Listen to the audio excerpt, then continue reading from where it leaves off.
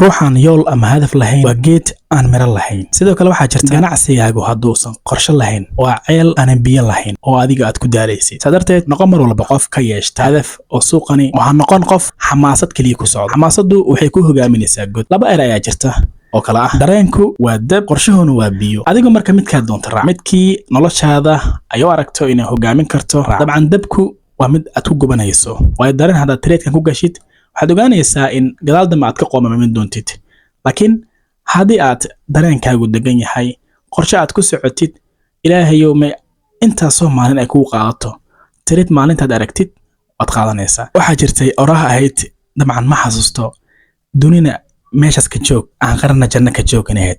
dabcan marka maamaadu hadda waxa weeyaan haddii forex trade aad ka shaqaysid ama lacagahani aad runtii aad trade garaysid, waxaan idin leenahay marka maamaadu aniga dhan kale ayaan u bedelaynaa. trade target ka yeelo aan qarana janno ka joog oo janno allah na wada saara dhammaantanaga. aad baad mahadsantihiin.